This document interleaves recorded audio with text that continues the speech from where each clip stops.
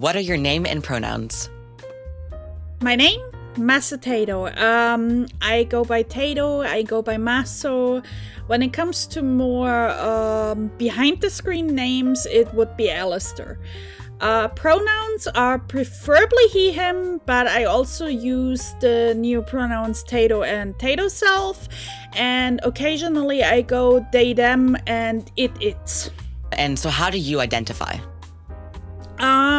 That's a good question because I think I'm very flux with it. I am transmasc, that's given at any given time, but at the same time I also would count me more into a gender because I don't quite identify with the human ways of identifying a gender, honestly.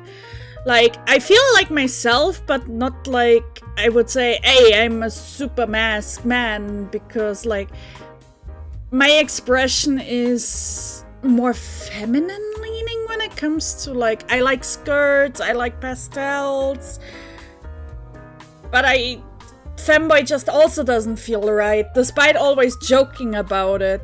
Like, I'm just a little blob, I'm a little guy. Understandable. Okay, so can you tell me a bit about your VTuber model or persona? Yeah. So, Tato, as a little scrunkly here, is the primary form of him. He's basically a sentient fruit of the tree Yggdrasil. He's a so-called Tato Mellow, which is a species I came up with myself. Everyone is allowed to generally make one, but there's, like, with any artist species, there's certain rules and such. But I thought, like, I had him for years and I wanted to do something more with him, and the model I first had just didn't feel like myself, so I was like, you know what, I'ma get Tato made into a model, and yeah, that's how that happened, and I'm quite happy with it. I do have human forms as well, though. Okay. So how did you ensure that your model represented you? The first ever sketch was out of a joke with a friend and me, representing a tiny potato-shaped version of my Final Fantasy character, which I, at the time, felt represented me more than I did my real life. And we went from there. Like, I was like, you know what? Despite him being more me, I feel like since I don't quite identify with a natural occurring gender per se, let's just make him into a small guy. And then that happened, and the hair, the horns, everything, like, it's just me. I wanted something demonic, but at the same time I wanted something that still goes into the extreme pastel stuff and other things. I also like soft things, so the fur around the neck was an idea of an artist at the time, and I was like, you know what, yeah, that's pretty good. And then we refined the shape because I wanted him to be very pudgy, because that's just me real life. So yeah. I love the fluffiness around the neck too. That's super cute. Yeah. The first model didn't have that. Luckily I do have hotkeys on my Stream Deck. Boop. Ah! Oh god, why is Oh my goodness, I love it! I love the hairstyle, it's so cute. Yeah, so this was my first ever model. Very clunky movement. Yeah, but it looks good though. It's so cute. It was made by someone that never did model art before. Sadly, the rig job is a bit botched, as the mouth can tell pretty easily. But yeah, that was my first ever model. It didn't have the fluffiness, so we refined the shape, and then we got to what Tato is now. And one of my most recent ones is actually my human form. This one. Oh god, why is that face activated? Hey, it happens. That's been the last face you were making. Probably. But Yeah, I love the human form too. That looks really cool. Yeah. On my human form, we made sure to have top surgery scars included because I felt like that was very important for me.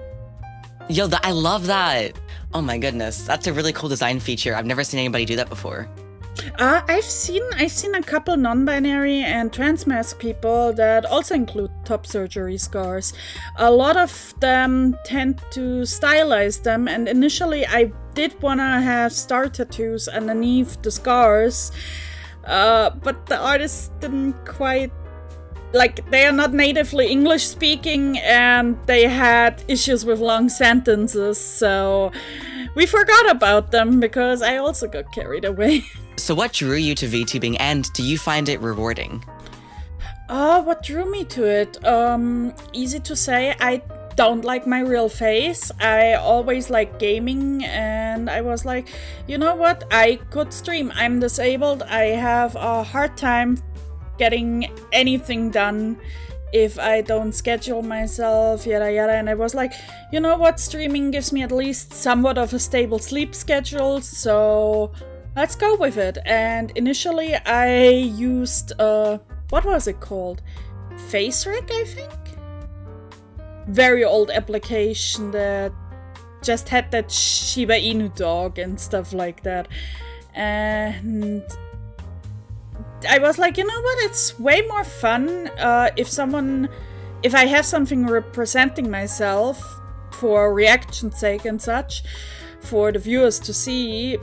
And yeah, it went from there. I was starting to watch VTubers when they came up, and I was like, you know what, face rig is neat and stuff, but I also had a couple people coming in telling me that tracking was dog, which, well, I was using the Shiba.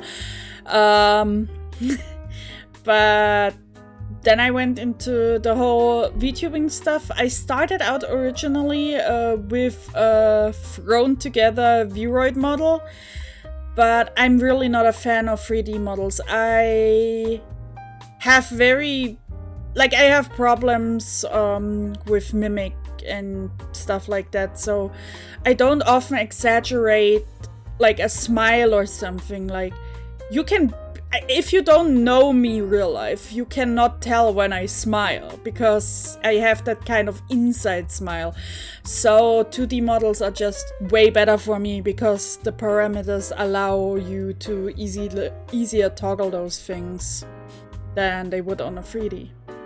But you might be interested to know that although the base for Vroid is very limited, they are making a lot of improvements since I'm sure the last time that you used it, and a lot of people will take a Vroid model as a base and then improve upon it in Blender and Unity. So trust me when I say 3D has definitely improved over the years, and a lot of people use that as their main choice now, and can even do, well, all of the things and more that 2D can do. So it has improved over the years. Yeah, I generally just still prefer 2D. Like, I do have a 2D model, a 3D model, technically, that also had some edits done in Blender, but it still doesn't feel right for me. I don't know, especially since I do prefer being my small form, and that can't even be started anywhere near in Vroid. And yeah, the price for small creature models is just not it. Yeah, that's understandable. Yeah, there's 2D and 3D are just very vastly different, but thankfully, although 3D has improved a lot, there are things like the little chubby little guy that can't be done in Vroid itself, but can be done in 3D. But oftentimes it's super expensive. So I get it. I understand. Oh, got a little pixel guy too. Cute. I've been collecting a lot of models, but that's another thing. Pixel models and stuff like that.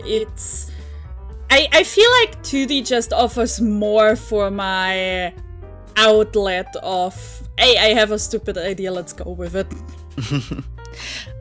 So then, could you share some of the highs and lows of your journey being gender nonconforming or transgender in the VTubing space? Sure. One of the good things is I've actually managed to meet a lot of fellow trans people. I initially was trying to make a trans group for Vtubing. Sadly, that didn't work out. Now it's remodeled into a community server on Discord for trans VTubers. Yeah, the lows also go hand in hand with that because there was some personal disagreements in the group. There also was, I got a hate rate on Twitch because of it, because of being trans and stuff, like very not so good names. It was stressful. How big was that hate rate? Was it quite large or? I had Seribot going, but I think it was over 600 hatebot follows, and that, like, it went on for almost 2 hours. We had to pause all alerts and everything. Oh my god, I am so sorry.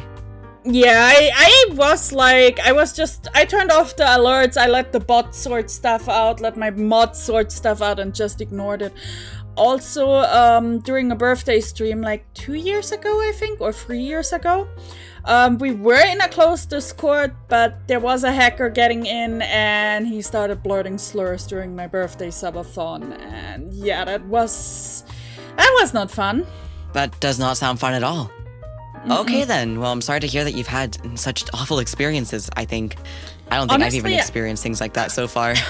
I'm more glad it was me and not my friends, because I can deal with those kind of things. I came from a rather toxic side, unfortunately, of the artist scene. My country's artist scene is very ruthless. And so I was kind of used to handling those kind of things, but there was good things because my community, my friends, everyone helped cleaning stuff up, making sure things worked afterwards. So it wasn't too bad. It was just a moment of, y'all suck. And then we were back on track. Yes. So would you say that VTubing has helped you discover more about yourself then? Actually, yes. The whole thing of feeling more like a little scrunkly guy actually started at the time I put more thought into the VTubing thing. I always had the tomboy to trans man pipeline going on, but I think ever since I started VTubing, I'm more comfortable with the realization that being a straight up trans man is not what I am personally going for. I still plan on having latatas chopped off, but other than that, I feel comfortable as myself. I don't need any other surgeries. I do plan to go with testo-gel because it has less of an effect, because I want to get into that nice balance of being on the masculine side, but at the verge of, wait a second, what are you? Yeah, no, I get that. I personally, I took testosterone for a year, but I took injections.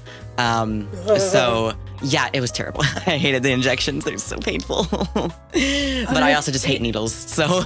Yes, I have a horrible needle phobia. Every time I go to the doctor and they bring out any type of needle, it's one of two things. I get a panic attack and slap someone, or I faint. It's either fight or faint. Yeah, that's fair enough. But yeah, it was awful having to do it myself, so I had to have somebody else inject it for me because I'm just like, I can't do it. But I took it for a year, and now I have this very in-between voice that tends to make people confused of, are you male or are you female? You sound like a gay guy. I'm gonna go with gay guy. And I'm like, yeah, that checks out. But it's very fun to have that in-between voice. So I think you'll definitely enjoy that if you're anything like me, for sure. I would hope my voice drops because, it's it a definitely problem. will. If you take tea, it definitely will. Well, my family's voice frequencies tends to be higher, unfortunately. Like my blood father doesn't go much lower than myself right now, so... You won't see many differences in the first like few months, but around 6 months is when you really start to notice it, like 3 to 6 months. And to clarify, I had like a chipmunk voice before this. Like I had a really high voice before I started testosterone. So trust me, I was like a soprano, like in like choir and stuff. Like, and now I'm like, what is it, baritone? I think is what it is. So there's a big difference if you put your mind to it, for sure. I mean, I told all my friends, if it doesn't work, I'ma just turn into a chain smoker. Problem solved. No. That's a very dangerous solution, but I guess it's a solution regardless, right? All right, so last question. What would you say to somebody who was looking at VTubing as an option to being their truest self in content creation? I'd say go for it. Try out new things. Don't just stick to one idea, one model. It's okay to rebrand. It's okay to scrap model ideas. If you try stuff yourself via Vroid because you don't have money, then just sit there couple days, do things, experience yourself. If you go for a commissioned model, go for it. Adopt a great option. There's customizable models that I wholeheartedly recommend all around Twitter, all around Etsy and Ko-Fi. There's plenty of spaces where you can just try, be yourself. And if it doesn't work out, it doesn't. It's not for everyone. It's something you have to be comfortable with. But in the end, it can be really rewarding and really fun. Very, very well put. Is there anything else that you wanted to add before I end the recording? Not really. Honestly, I think I'm good. Yeah.